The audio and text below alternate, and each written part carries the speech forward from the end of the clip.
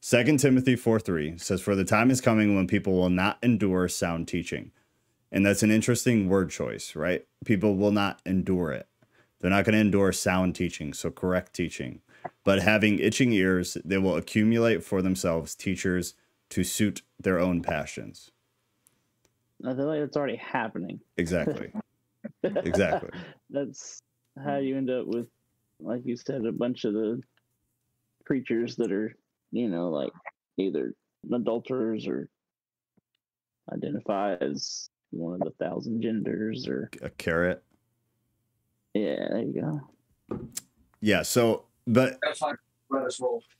What do you say?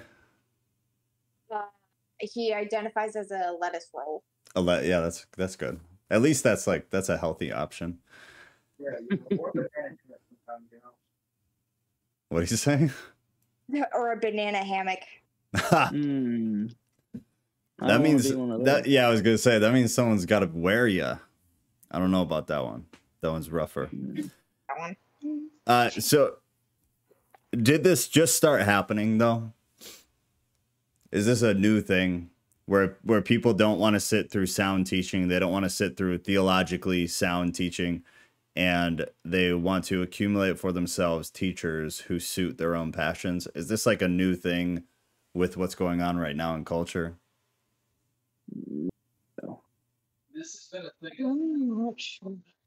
I don't feel like it's new, but I feel like it's like accelerating. Like it used to be like every now and again, like there'd be one verse people didn't really like, but I feel like now it's just like, I think it came along with like the internet and so much information could go by so quickly, and I don't know.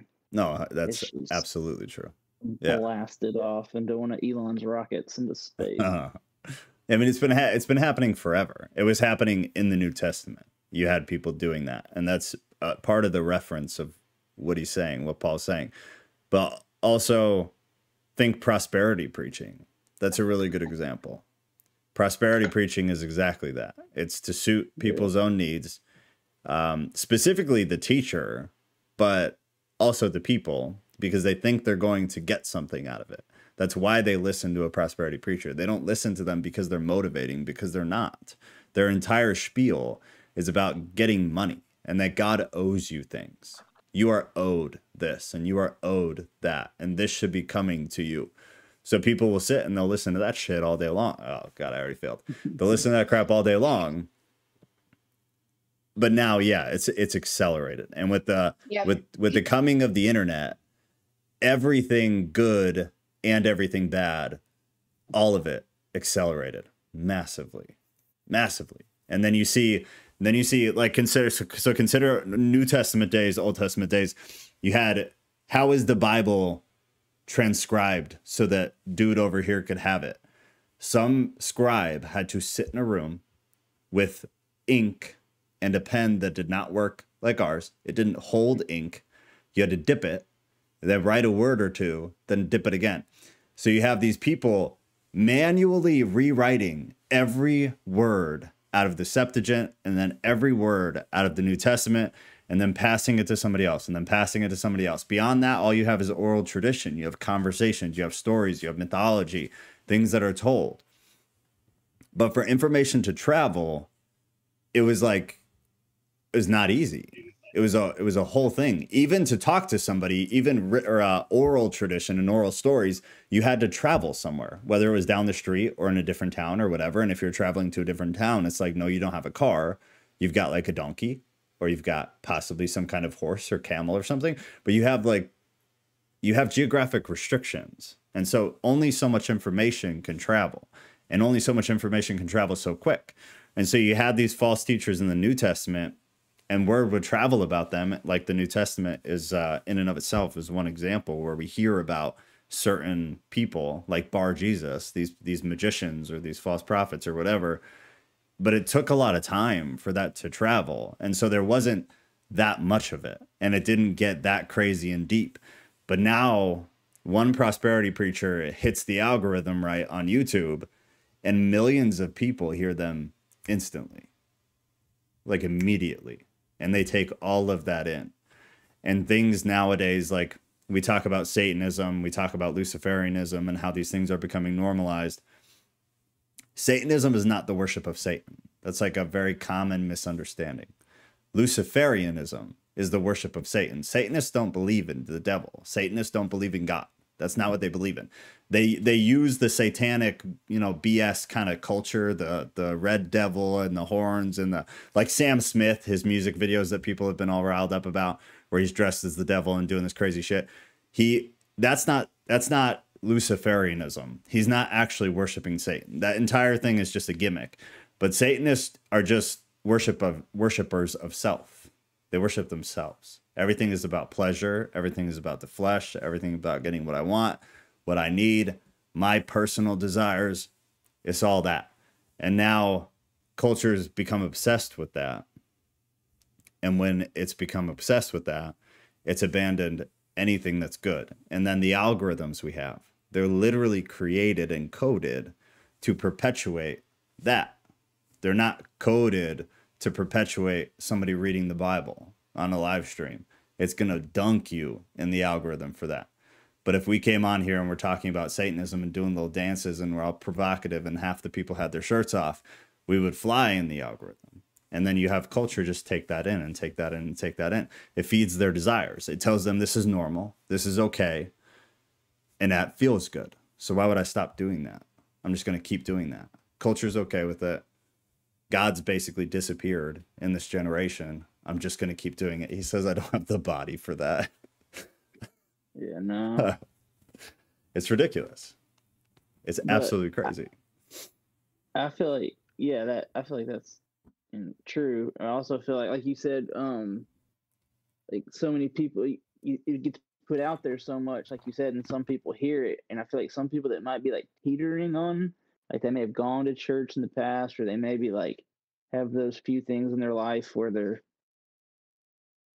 kind of keeps them from being a Christian, and then they see and hear that stuff, and they're like, "Oh, well, maybe I can," you know, because they say it's okay, you know, they're this, and I do the same thing, and I feel like it just keeps. It's kind of like the, you know, say you can have something at 100, and then somebody's like, "Well, 95's not that far off," so you go to 95, and I'm like, "Well, 90's not that far off," you know, you just it keeps getting pecked away at. Yeah. So, yeah. What does that remind you of? From I'll give you a hint. From Corinthians, Paul talked about it, and I've brought it up a good amount. But what does that example leading people astray remind you of? Dinner table, what to do, not to do, what to eat, not to eat. Like everything is legal, but not everything is. Yeah. I mean, that was the food. But yeah, no, but it's the same thing. It's not for conscience. For you, but it's for their conscience. Yeah, not for your conscience, but for their conscience. That was the whole meat at the market. That's the entire principle behind it. Is that you may know, and in that scenario, obviously he's talking about strong Christians, but weak Christians or weak people it'd be the same outcome. Is that these either non-believers or weak Christians are going to see that prosperity preaching or that whatever it is, that LGBTQ pastor, and they're going to, like you said, they're going to think that's okay. And that starts very small, but that spreads out. And that's like when I moved to where I live, I saw LGBTQ churches. They existed. The seminary I was in my master's program with had rainbow streamers up in the hallway and stuff. It was a small part of the big reason, along with some life stuff, that I left. But that it existed. It was around, and I was like, wow, that's really odd, because in Florida I really didn't see that at all. But now the number of churches I drive by, because I drive for work, I drive from the bottom of Illinois to the top of Illinois pretty much every single week, several times. And so the number of churches that I see that have rainbow flags, that have either Black Lives Matter, or one of them had the pedo flag, which I don't know if you know what that looks like. It looks very similar to the LGBTQ flag, but it's like baby blue top and bottom, and then different shades of pink and then white, I think. But they had that outside of a church, which is becoming normal. It might be the transgender flag. No. The transgender flag and the pedophile flag are very, very similar. Oh, I know. Believe me, I know. It's that one though. So they had the rainbow flag, they had the trans flag, they had a Black Lives Matter, and then they had the pedo flag. All of them. Oh my gosh. All of them outside of a church. But it's a good representation or example of exactly the principle that Drew's kind of talking about. Is it starts very small. First, you have 1 or 2 churches in a state that do that. And first, it's just bringing them in and maybe involving them in some of the church matters. And then it's elevating them to some of church leadership. And then it's they run that church. And then they talk to other leadership or other people around the state. Why aren't you guys doing this? What's going on? You're not blah, blah, blah. You're not inclusive. You're not being inclusive. And then they do it. And then they do it. And then they spread it. And then they do it. And then they spread it. And it all just branches out. And then it becomes what? It becomes culture. Christian culture. It becomes Christian culture. The same thing happened with prosperity preaching. But it was more of a financial gain. These guys saw how successful some of these televangelists were. And they're like, damn, I want that. That looks real easy. I can be a pastor and not make 30 grand. Cool. Let's do that. That sounds way better. Well, that, and you know how much money, like, not to just pick on Black Lives Matter, but like they brought in like 80 something $million, or maybe more than that in like a year. Like, imagine if it was a lot. Yeah. And I'm sure some of them accepting that stuff is going to bring more people into the church, not the right people. Maybe. Oh, for sure. I mean, but you're going to get more congregants, and they're going to want to donate more money because they're like, hey, you're on our team, kind of thing. So yeah. Which is, I honestly wanted to drop out of college when I first saw my LGBT church that was on campus, and it had the rainbows and everything. And this was right before Black Lives Matter really started kicking off. Isn't that wild, man? It's so crazy. Isn't that wild? It's not about being a Christian. It's not about virtues. It's not about morals, and it's not about God. That's literally God. I could say a lot, so I'm gonna keep it short. But you have a faith-based community that completely stems on this one thing, worshiping God, and then now you have this group that is like a Trojan horse, essentially, coming into the church, and they're not even really trying to make it about them. They're just trying to make it not about God. They don't care what it's about. It can be about the trans community. It can be about BLM. It can be about just democratic anything. They just want the focus off of God.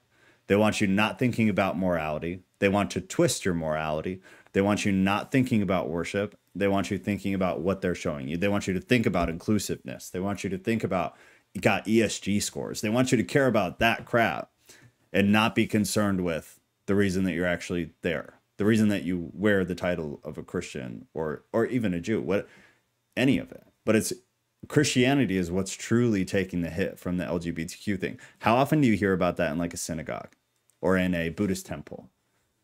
Or anywhere else? How often do you even see it in like an Orthodox church? You don't. Catholics too. This is the one thing that I truly praise Catholics for. They have not let this happen yet. At least not that I'm aware of. I'm sure that it's happened. But it's not as predominant as the non-denominational Christians because they're not grounded.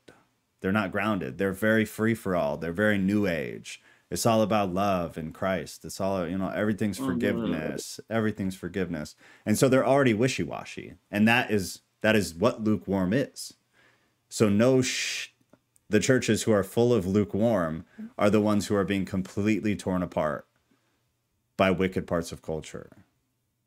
It makes absolute sense. The Methodist and Episcopal churches are gone. Gone. They're gone. The Methodist churches are the worst.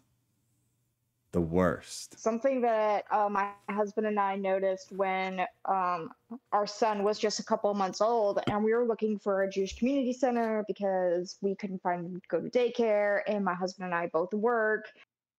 One thing we did see was there was a city around this area, and in the Jewish community church, they allow children to be transgenders. And this is a Jewish community center. They're profound on Judaism. They're all about so it's basically a safe haven for trans kids in a Jewish community center that is predominantly by Jews. Like, we're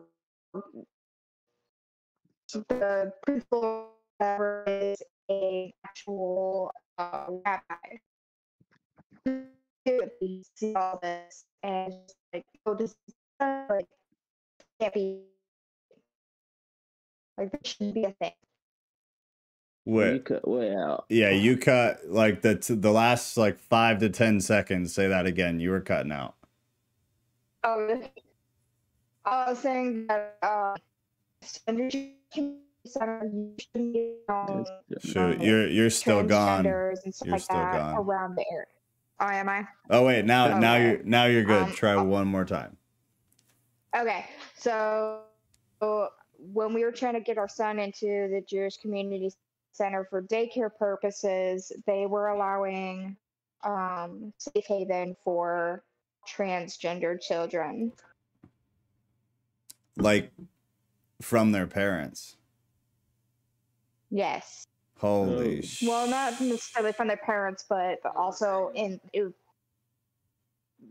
the parents are just like, okay, my kid's a transgender, it's like, oh, this is a Jewish community center, we're welcome here. And It was a way of bringing trans youth into the community center to have them in the streets because we live together.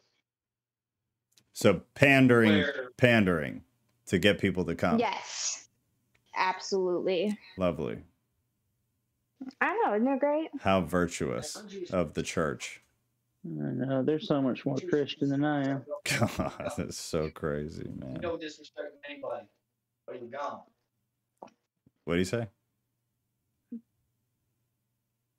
Here, come here. Oh, no, what I was stating was that our Jewish community center that we wound up going to was just based on the foundation of respect and just don't be an asshole to people and you can stay. Yeah. Yeah. God. I apologize for nasty talk. I've already blown it a couple times, so. Yeah, I was about to say the pastor swore. Yeah, I've already blown it. I think at that point, I don't think nothing matters. No, you're in good company. He's also referring to the first time that him and I went to go see a chaplain together, and he dropped the F-bomb, and then here I am just like grabbing the pearls and freaking out. Oh yeah, no, I mean I've met chaplains that used to be they used to stack bodies and now they're men of God, so yeah. Yep, it happens. Yeah, it happens. I've met people who have taken the lives of countless people. But now it's just like, nah, we live for God now. Yeah. Hey, some of that'll change it too. Mm-hmm. You see enough death, it'll make you think something. Oh yeah, you're not wrong. That's for sure. I dealt with it every day. Yeah, you do. In your context, for sure. All right. Here's another one. 1 John 2:15-16. Do not love the world or the things in the world. If anyone loves the world, the love of the Father is not in him. Not in him. Definitive words. The Greek agrees. For all that is in the world, the desires of the flesh and the desires of the eyes and pride of life is not from the Father, but is of the world. So again, do not love the world or the things in the world. That's very broad. If anyone loves the world, broad, the love of the Father is not in him. Meaning, things that Paul has said, and I think Peter actually talks about it too, that you cannot eat at the table of the Lord and the table of demons at the same time. It's not possible. It's one or the other. No matter how much you think it's both, or maybe you're at the table of the Lord and you're doing just this or that, just that or this. No, you're gone. It says in numerous places, it says you do not know God, because you can't do that. And I talk about it all the time, and it's always the hot take, is that I don't believe somebody can have that realization where you come to understand that God is real, just in a general sense, and then take it to like Jesus specifically and the gospel in and of itself, but just that God is real as we understand him, who he is, that he is a real thing that created all of this, and that there is some kind of plan, and that there are objective truths to life, that morality exists, I don't believe you can have that just epiphany of a moment and then continue on doing all this stuff you were doing before. Everybody falls, everybody trips, everybody stumbles, everybody has issues, sure. But the condition of your heart, who you are, I believe changes. Because I've experienced that personally, obviously, and I've known a bunch of people who have experienced it personally. For some people, it's subtle. It's not like this magical ray of light and shit. I didn't have that. It was a subtle thing, but there was a moment where I came to a intelligent, completely coherent understanding that this is true. And then because of that truth, there are other implications. And then I could not go on living the same way I was living. I couldn't. It was a compulsion to live adverse to the way I had been living. And that's the kind of experience that I've gotten from a lot of people that I've talked to. So I don't believe somebody who experiences that can be Christian. I really don't. Somebody who doesn't experience that, I don't believe they're Christian. And I feel personally that the Bible completely backs that up. But I don't feel like that's a normal, agreed upon concept. I feel like I take a lot of heat when I say stuff like that. I like when, like I've said before, I like when I take heat, or like when I'm offended by something, like somebody says like that, because like it's true, and the reason you're offended and you don't like it is probably because you're doing something wrong, and probably because it's you. Yeah, you just kind of got called out, which I love when that happens, because then I get to fix it. You know, when I was younger and like I first started, you know, being the church guy and wanting to be Christian and stuff, and then slowly started whittling stuff out of the way. It's true. And I think the more the church becomes dismantled from the inside, the more true that's going to ring. That the more Christians you upset with the things you say, probably means you're on the right track. Yep. Probably means you're thinking the right thing, which is also just very sad. Yeah, because you're not really allowed to offend anybody nowadays. Oh, God, no. Now you go to jail. Yeah. All right, 1 John 3:10. This is another good one. By this it is evident who are children of God and who are the children of the devil. By actions is the context. Whoever does not practice righteousness is not of God, nor is the one who does not love his brother. So, which is interesting, because we're preached by grace alone, grace only. Actions don't matter. Repent, you're good. Everything is under grace, which to a degree, theologically, I agree with. But there are other points in the Bible like this and like others that they point to the fact that there has to be some kind of nuance with that. And again, I always take it where I just said, and I believe you have a compulsion to do good, to change your values, to just generally try to be a better person. But it is evident who are children of God by actions, and who are children of the devil, again, by actions. Whoever does not practice righteousness is not of God, nor is the one who does not love his brother, which I love that little addition there, because Christians treat each other like absolute trash, at least online. But from what we've heard in these meetings, too, about people's church stories, they treat each other like trash no matter what, it seems like, on or offline. But what do you guys think about that? Talking about that, too.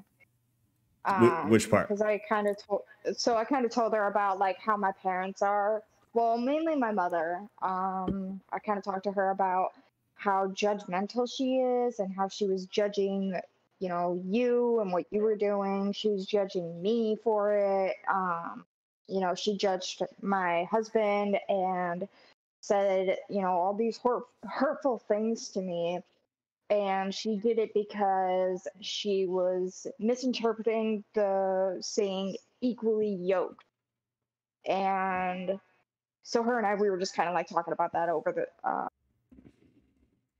think it was on Friday, I think we talked about this. Yeah. Something like that. It was either Thursday or Friday. Then her and I were in a discussion about it. But it kind of just irritated me just a little bit. But obviously not at her, but at my situation. How did that conversation go? The unequally yoked. So my mother says that my husband and I are not equally yoked because he's not a Christian. And that's their only explanation for it. Was that he's a Jew and I'm a Christian. He's an OG Christian. Yeah, exactly. That's all that is. Okay, interesting. So she basically said, because you were unequally yoked, your marriage is doomed for failure. Wow. Right off the bat. That's trash. No looking into how he treats me, how I treat him. It was just simply the fact that your marriage is already set up for failure before it even started because he's a Jew and you're a Christian.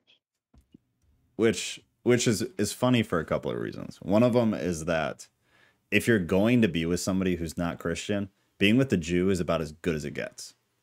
So, and right, like unless he's just culturally Jewish and he's not actually Jewish. He's not actually he's a practicing Jew. No, I know, but so in your context, it's like outside of being with a just diehard Christian, you did the next best thing. Whereas like you could be with a pagan. You could be. I love that people don't think pagans exist. They're rampant right now. No, they're huge. They're massive. Oh, yeah. Paganism is massive. Go on TikTok for 30 minutes, search some pagan stuff, and then you'll have an entire feed for days on people who are pagan. Pagan's big again. It's real big. All kinds of paganism. It's crazy. My husband thinks it's becoming trendy. It's totally become trendy because it fits in with the new age thing. That everything is about your personal desire, your personal wants, worshiping God, still, God's plural, still comes back to me. It's all about me. Everything is self-serving, which is what Satanism is. So that's why Satanism has taken over culture. And that comes in the form of Luciferianism, that comes in the form of paganism. It comes in a lot of different forms. But you could have ended up with a pagan. And that would be rough, because the whole concept of unequally yoked really comes down to values. It comes down to beliefs and values. And so even if you don't believe the same thing theologically or the same thing scripturally or the same thing just ideologically in terms of religion, you could still be absolutely equally yoked, because it comes down, what do you think about kids? How are kids to be raised? What are we to teach them about morals? What are we to teach them about values? And whether your partner is Jewish or atheist or, pagan, but not really. Pagan's the one that's probably out. Pretty much anything else, almost.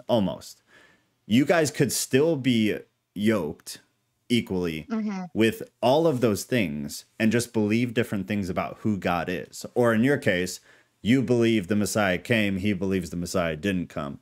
That doesn't really affect any of your day-to-day life. That doesn't affect any of how you raise your children. It doesn't affect anything. No, not really. So I mean, it's not. So he wants to raise our son in a synagogue church, and I want to raise him in a Christian church. Do both. So there's a little bit, yeah, exactly. Do both. That's what I want. That's exactly what I want. Yeah, my kid goes to both. She gets Jewish holidays, and we go to church every Sunday. She gets Christmas. She gets Hanukkah.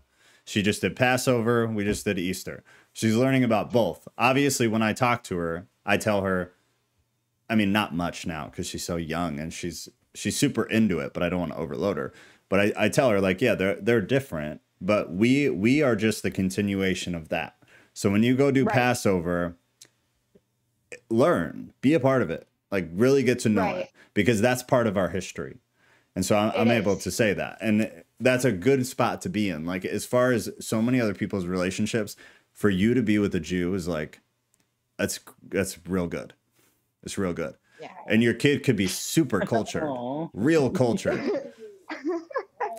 Your kid could be so educated in Jewish history. Like, if you guys do it right, your kid's going to be so far ahead. It'll be fabulous. I mean, I want him to learn Hebrew, so we let him watch some Israeli TV shows, and my husband and I are kind of learning with him. But Hebrew is such a hard language. It's very hard. Do not recommend it to anyone. It's very hard. Because it stresses me out. Like, I'll sit there when I'm at work, and you know, I have some free time, and I'll sit there and I'll watch these kids shows, and I'm just like, I don't. As soon as I got to the vowels, I'm like, all right, I'm done. I quit. I don't know how to do this. Everything that I thought I knew about the Hebrew language, they go to vowels, and I'm like, I have no idea what any of this means. Yeah, yeah, right over the head. It's tough for sure.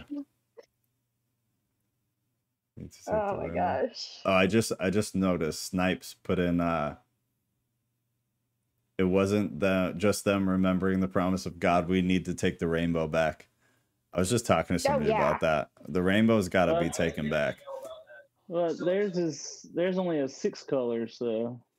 Yeah, but it's the concept, man. Like how much are they going to take? How much are they going to appropriate? How obvious is it that they're literally just trying to dismantle religion and specifically Christianity? Right. Like, it's a very obvious goal. It's a very obvious target.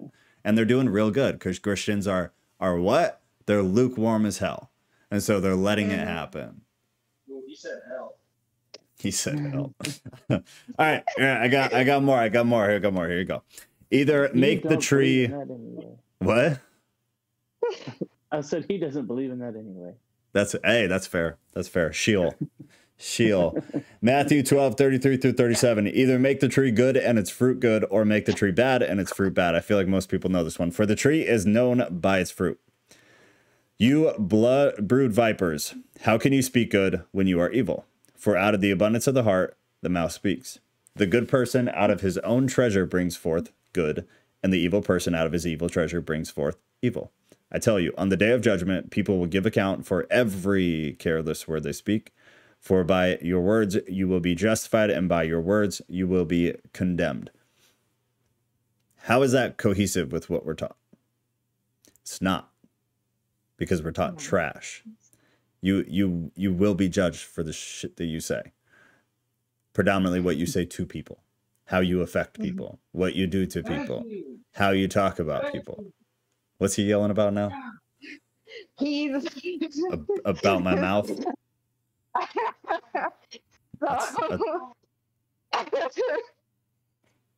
With your mother 2 months ago. Okay, so my mother and him do not get along, as you can tell. He's getting very stressed out. You're stressing on my husband, but not in the sense to where, you know, you're in the wrong. He says that, you know, he's literally been saying to me everything that you're saying right now about my mother. I literally told her that 2 months ago, and she said that I was wrong, and her excuse was, well, you just died for me, therefore you're wrong. Ha! Yeah, good luck. Man, actually, she asked me, she said, well, as a Jew, what's going to happen when you stand before Christ when you die? Oh, yeah, that's another thing. She was born and raised Jewish, but yet she's mad at my husband for being Jewish. Yeah, so it's where my response is probably going to say something along the lines is, my bad. Yeah, but she's a saved Jew, so she's different. Yes. But here you go. That's her go-to though. Is, well, Jesus died for me, meaning I don't have to follow you or hear anything you say to me. No, because not everyone who says to me, "Lord, Lord," will enter the kingdom of heaven, but the one who does the will of my Father who is heaven. Thank you. No, no. These people, I feel like there's going to be a rude awakening when certain people die. And it's the sad thing is, man, it's like it's not a lot of these people's faults. It's the church's fault. It's the system's fault. I agree. Because they have done this. They have perpetuated this type of teaching. They have watered everything the hell down. And then they've taught all these people that. And then just like everything else, man, it travels and it travels and it travels. And then you create culture around it. And then the churches have to do it because now it's become a common belief. And now if you don't do it, people aren't going to come to your church. And then we've already talked about that. You're going to lose congregants. You're not going to be able to stay open. You're not going to be able to feed your family. And then you have to stop. Right. It's broken. And that brokenness just, it manifests in basically everything we ever talk about. And why it's the way it is. It all stems from what has happened to the church probably within the past like 20 years.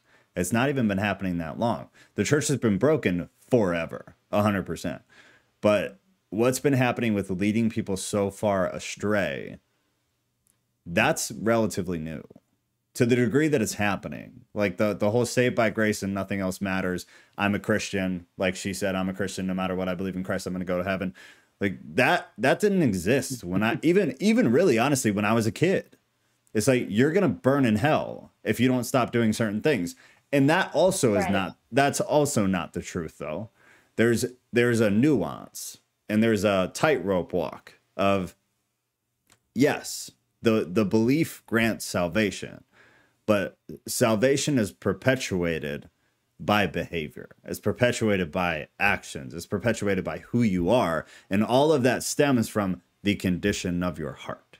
Everything you do, everything you say, how you treat anybody in your life, it all stems from the condition of your heart. And that's what I believe is drastically and dramatically shifted or altered or awakened, whatever you want to say, when you have that realization, which is salvation. And I feel like so many people don't have that. And I think it's because how would they if they're taught so much wrong stuff? Like, how do you come to that realization if what you're already being taught is not true? And I think that's why so few people are actually getting there anymore. And the people that do are struggling, like all of you guys. You all got there, but then you were in churches and it muddied the water for most of you in one regard or another. And then it made it hard for you to develop that into something that would perpetuate something good. And that's, you all have these crazy stories because of that. And that's horrible. And you guys are just like the strong ones who were able to come out of it. Think about how many people just quit. Because I talk to them all the time. These people who just stop. They're like, I can't do this. This is trash. Everything you guys teach is contradictory. And then think about just normally logical thinkers. They all become atheists because they think Christianity makes no damn sense. Because the way we teach it makes no damn sense. It's the most illogical thing ever. And it's the reason I struggle with it for a very long time. Anybody who's a critical thinker, you can't genuinely be taught this crap that they're teaching in churches and be like, oh, that makes perfect sense. That's logically consistent. I'm following and tracking with you totally. It's like, no, you're teaching this one week. It contradicts what you taught last week. We're just going to ignore the fact that the Bible contradicts itself in certain points. We're going to ignore the fact that so much has been changed. But I'll stay and I'll seek God and I'll try to build this relationship with something that you guys are kind of telling me is bullshit. You're kind of telling me it's not true to begin with, because you're going back and forth and it just depends on what you're teaching today, what principles you're going to abide by. What message are you trying to get across? And then that's what I'll teach you. But then if those ideologies conflict with my message next week, I'm not going to talk about them. I'm going to talk about something else. And I'm going to back up my message that week. And you weave this web of inconsistency, which comes out as lies. And all these people get lost. It's super sad. Well, that's what makes me so mad about the children. Like, you mess with children, that's the thing that makes me the most mad. Because, they are the future, and it's terrifying to see some of these kids running around. You guys better be raising your kids right.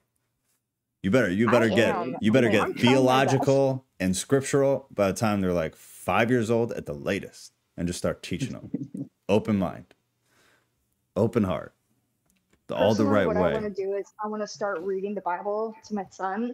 And obviously I'm going to start from Old Testament and work my way up to the New Testament. Yeah. But my concern is that he's going to start asking me questions that I'm not going to know the answer to. Yeah, well, know the answers for sure. For sure. Yeah. So personally, I'm absolutely terrified of being lukewarm. But I have gotten rid of some of the things that I was addicted to. And I started just saying, no, I'm not going to do this. God told me no, so I'm going to do it. Yeah. I'm going to follow him. Yeah. But here's good advice and this goes for with kids or with anybody, because I think that's one of our verses actually here too, is, oh man. Basically, it's the verse talking about apologetics, being ready to defend your faith. I know I have it here, but I don't want to fight through all of it. Everybody, and this is it's a good way, and it's not it's not a totally true way or like surefire, but a good way to kind of see if somebody's on the lukewarm spectrum is to ask them hard questions. Somebody who's lukewarm doesn't study the Bible, truly. They might read it, they don't study it. Someone who's lukewarm doesn't pray diligently. They're going to have a hard time answering questions about that. Somebody who's lukewarm will have a difficult time answering even kind of basic Christian concepts. They'll be able to parrot whatever is told in church for sure, but they won't be able to have an actual conversation with you about it.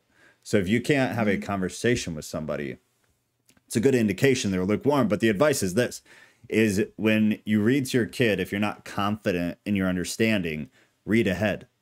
Read whatever you're going to read them the day before. Take notes. Do a study on it. Come ask somebody who does know. And then see, so that any of the potential questions they ask, you know the answer to. Because you should anyways. So then you not only get the information for yourself, which you should already have, but you also prepare yourself to be able to discuss that with your kid. But that goes for anybody, whether it's like a spouse or a kid or a random person. If you're going to go evangelize a certain section of the Bible, please, for the love of God, do apologetic work ahead of time.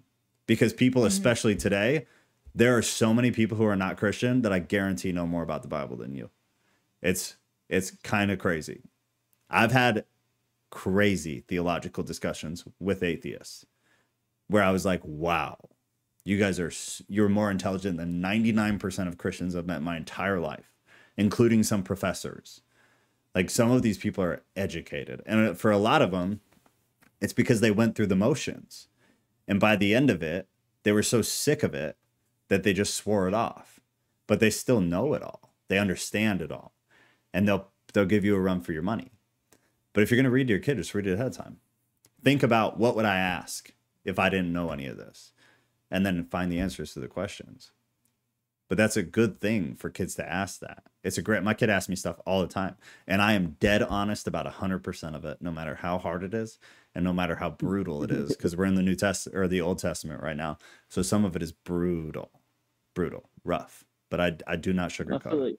Bible that you I feel like that's how you get a lot of atheists and stuff. It's like the lukewarm parents and their kids ask them questions and they lead them in circles. And then when they finally get old enough, they're like, hey, they've been telling me, contradictory BS for years. Yes, dude, 100%. 100%. Partially that was me. That was me to a degree. But that's so many people. Your parents, as soon as you're old enough to realize your parents are dumb, and I mean that with love, but realize like your parents are lying to you the entire time, and you've been asking them questions, and now you're old enough to realize everything they ever told you made no damn sense whatsoever. Like, yeah, you're gonna be done. And be like, no thanks. Not for me. If you get lied to your entire childhood, it's gonna be real hard to come back around. For sure. And mostly just out of lack of motivation. Who's going to want to spend the time it takes to actually find those answers now? You're just going to assume they were lying or that they're dumb. And I think that's what most kids think who have Christian parents, is I think they think they're dumb. Because if they ever test them, they come across as dumb. Yeah. It's hard to get on board with that. Well, so basically, if any of our kids turn out bad, it's your fault, Joe. We're going to ask you questions. I'm in. Eventually, all the kids will run their own Discord. They'll have a kid Discord, and they'll do their own thing. Hopefully, I can raise my kid right enough that she'll come on here and yell and teach the Bible someday, too.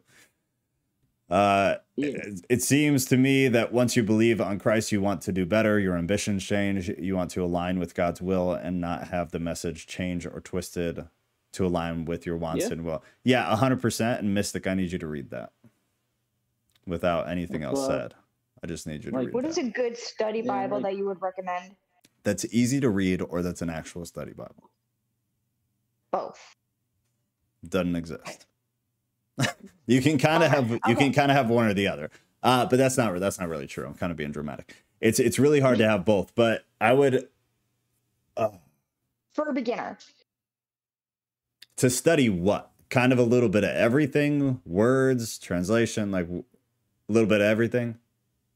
Yeah. Get a Halley's Handbook. It's one of these ones I have right here. Halley's Bible Handbook. It goes over geography. It goes over notes about things. But it's this.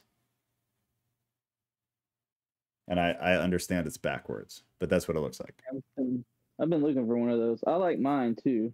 Just this, I've seen it around lately more. Yeah, that's a good Bible. That's a good little study Bible. Those are cheap too, so you can get those and you're not going to break your bank. This, I honestly, I don't know how much this is. This is like $40, or at least it was. So now it's probably like $1,000 because this was 15 years ago. But it's really good. I found a couple on Amazon. I mean, there's a lot of good ones. If you want, just send me whatever you've got, and I'll check it out for you before you buy it. But it'll have every book. This will have like every book in it, and then it's got no actual scripture, so you have to have your Bible. But it gives you the overall context. It gives you geographic locations. It talks about some of the word translations. It expands on things. Like, it's real good. So if you have this with the Bible, it's really, really good. The wife's home with the kids. Love you guys. Love you. Love you. We'll see you Thursday. Yes, sir. Yes, sir. Yeah, I don't know. If you want to send me whatever you got, I'll tell you. I was looking up this. But the Hallie's is really good. I'm a big fan of that. Oh man, I'm lagging. All right, I think we're good now. Yeah, that's it. Okay. Is that the deluxe edition? Yes. Okay, and does it have the Old and the New Testament? It just says NIV. Just make sure it has the Old and New. I think it does though, if it's $50.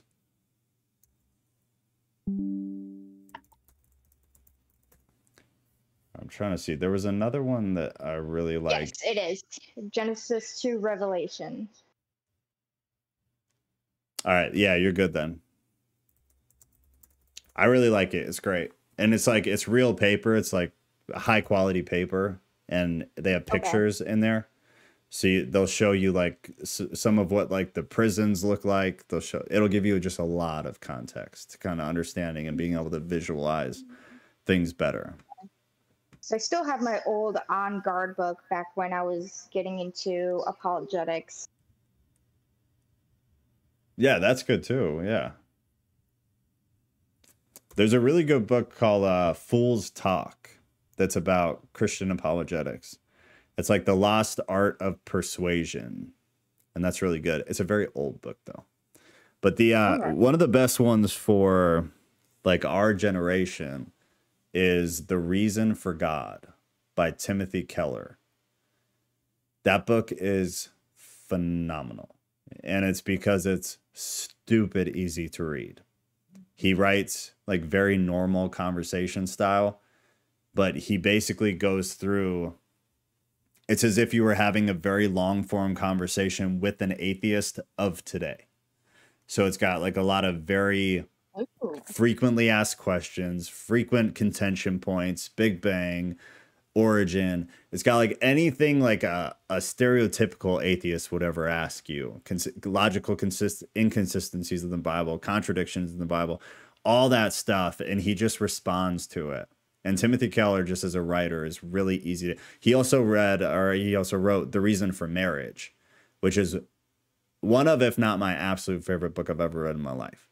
It's so good about like what is Christian marriage? What is your marriage to look like? What are the principles behind it? How to have a good marriage? I read it at least like once every 2 years.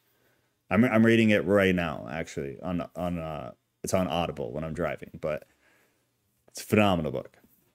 Whether you're in a great marriage, whether you're in a rough marriage, whether you're not married, I think literally anybody who ever wants to be married should read that book. It's so good. Jillian, what do you think about Holman? You mean the Holman translation of the Bible? While you answer that, I'm gonna read another one of these. And then got like 10-15 minutes and then I've got to run. All right, there was another real good one. Here's another Timothy. Now the Spirit excessively says that in later times some will depart from the faith by devoting themselves to deceitful spirits and teachings of demons. And I attribute much of this to the paganism on TikTok, the prophetic stuff on TikTok. I feel like these people have completely given themselves over to some kinds of spirits, because some of the stuff I watch is truly scary.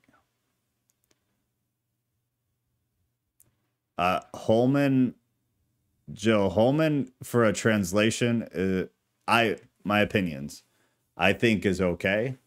I don't know why you'd use it, because there's definitely some better ones. As a commentary and a handbook, I'd have to go through it, honestly. I don't like to speak on things I'm not confident on. I'm not confident. I've read through their translation and some comparisons of the translation. I've used the commentary for sure a few times, but like to make a general statement about the commentary as a whole, I'm not comfortable doing. I feel like Holman's kind of relatively reliable though. And when I have used it, it's definitely been reliable. But as a whole, I'm not 100% sure. I'd have to look. And the handbook, I don't know anything about. But if the translation's good, which is good, it's not great, but it's good. And if the commentary is good, which in my experience it's been good, then the handbook is probably good. It's probably all right. But I do feel like there are better options. So if you were just kind of stuck on it, then maybe try something else just to see. And you might still like the Holman, and I don't think there's anything wrong with that. Everything is translated wrong. So I don't, it's just like, which wrong one do you want, really? Best translation, word for word, is ESV. Or NASB, but ESV is just the revised version of it. But that's the closest, in my opinion, that you get to a word-for-word accurate translation of the Bible.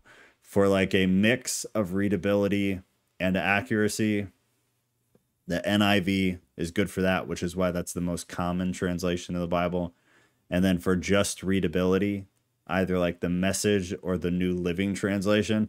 But in recent editions of the New Living Translation, they've actually kind of shifted more to a word-for-word, which is good. But it's still relatively readable.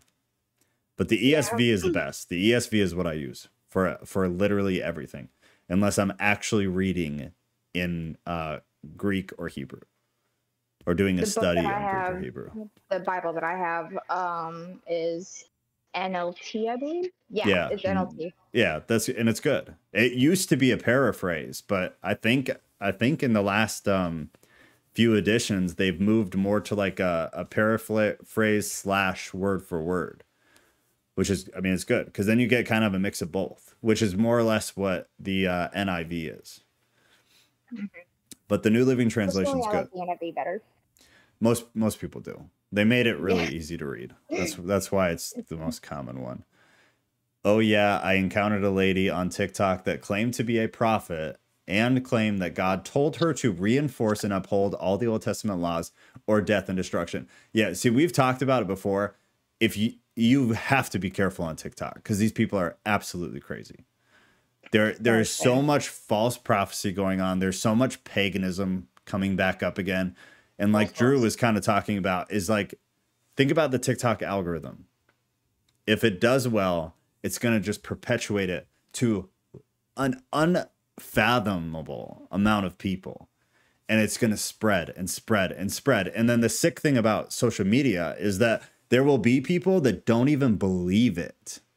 But if they see algorithms perpetuating it, they see people getting famous because of it, social media famous. There are literally people who are calling themselves prophets, and there are people who are adopting paganism when they don't believe any of what they're saying. They're literally just doing it because they're gaining traction on social media and they're making money. Yeah.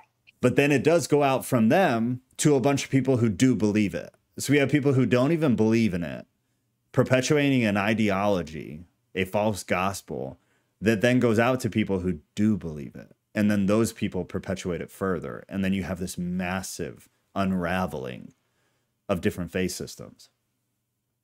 and just false prophecy within Christianity. I've never, ever heard some of the wild crap that I've heard on TikTok. That place is a cesspool. Agreed. I asked her which one specifically she upheld. She said all of them. She's a liar. She is a bull-faced liar. There is not a person on this planet who upholds all of Mosaic law. I name dropped one of the quote unquote prophets. What was it, a month ago or two? Yeah, something like that. Yeah, should I name drop him again? Yeah, do it again because I don't. Yeah, no, do it again. Do it again. It was, his name was, oh gosh, Cool Cat 2. Sorry, I gotta look back at the comments because he was just ridiculous. He was claiming that Christ was coming back in June, July, then again in September, October, and then I think that's when he last stopped because it was just getting ridiculous and people just kept on calling him out. And he blocked me, that's why I can't look him up again, but it's just ridiculous because I kept telling him, you said the same thing in June, and I showed him the book of Matthew. It says no one's gonna know. Yeah, and that's when he blocked me. No. Yeah, these people are just, I hope none of them are Christian. No, they don't stop. They keep going. They keep going. I do respect and I appreciate that a lot of them are actually more open to the Apocrypha. They're more open to books like Enoch and things like that, which I personally have a big drive towards. And not that they're canon or anything like that. I think we should read all of them. And the reality is the more you dig into how the texts that we have, the books that we have, why some were included and why some were not, they're not good reasons. Just to say it very simply, they're not at all good reasons. So because of that, I read all of it. I read all of it. So I do see a much bigger push towards the Apocrypha being included, or at least being considered, and I really like that. But beyond that, there's absolutely nothing positive about what these people are doing. And I hope none of them are actually like Christian, because that's a huge problem. I hope they're just like New Testament false prophets who are just kind of full of crap, because otherwise they're gonna have a problem. Mystic says that happened to me, except about a guy who kept saying that the 3 days of darkness will happen in March. Yep, and then April. And then I told him that I think we have different Bibles, and he quoted my comment and my mention were flooded with people berating me for denying God's word. What? Oh, well, goodness. Was it Cool Cat 7729? And honey, April's over. So what now? Yeah. What now? Almost over. Yeah, I know there's been a lot of them for like March and April. Or there were. I remember watching them like in the wintertime. And look how much of that came true. Yeah. So ridiculous. I was trying to mess them into It's almost comical, but it's sad because they actually have people that truly believe what these false prophets are saying. That's like, I want to laugh so hard, but I can't because it's just sad. Yeah, I mean, it would be hilarious until you think about how many people take it serious. Right. And then how many people that exactly. And then how many people watch them and take that serious, and then watch them and take that serious. And all of a sudden you have one dude's, I'm trying to censor, one guy's wild take on scripture or on a prophetic word from God. And you have this branch out into sometimes millions of people. And even if out of millions, only 50,000 take it serious, that's 50,000 people. That's so many people. If you think about it, like the tattoo video I did, 2 million people. What if I was lying? 2 million people so upset with you. Watch that. 2 million people watched that and thought I was serious. And then I bet, let's call it 100,000 of the 2 million go out and tell someone else. And how many people tag someone in the video? thousands and thousands and thousands of people. So then those people got involved and then they took me serious. What if I was full of shit? That is so many people that are affected by something I just recorded and put on the internet. That's wild to me. If you actually sit and think about that, that's wild. And then the fact that we don't have that much like good content that people watch that's truly educational or that's just telling like a truly good message. That's horrific. That's really scary. And then you wonder why culture and the faith and Christianity just in general are in such rough shape. Like it was already rough. The early church was already rough. The first century, second century, already rough.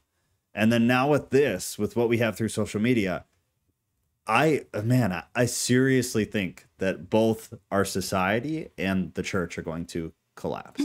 And I think it's going to be dramatic and like kind of scary, if I'm being completely honest. I don't know how long society can keep up with the craziness. And I know the church is way too weak to combat this for that long. The church has already shifted into like the ratio that we talk about, where more people are sheep than critical thinkers. Whereas like in the early church, that was the opposite. You had some sheep, but most were like critical thinkers. Most were like academic type people that understood and wanted to understand more. And like they were intelligent. That's already flipped on its head. So soon, I mean, all the smart people are leaving church. All the critical thinkers are leaving church. And you just have to hope that they find something like this, something that brings them community with other people who are like them, so they can kind of keep things going. But otherwise, the faith will collapse. But it won't look like that. It's going to look like what it looks like now. It's going to look like prosperity preachers that are called Christian and their congregations that are called Christian when they're not. It's going to look like these mega churches where the pastor says Christian, so the world thinks Christian. The congregants say Christian, so the world thinks Christian, but they're not. They're lukewarm. They don't understand any of it. There's no true faith behind any of it. And the faith that might be behind it is built on a false message. It's built on wrong concepts. So is it faith? Is it salvation? I genuinely don't know. Where's the line? How lenient is God when he's like, well, you guys are teaching something totally not true. You're leading people astray. Maybe some of these people are truly seeking me. So I like to think that God like works with those individuals. But does he work with all of them? I don't know. It's tough stuff, man.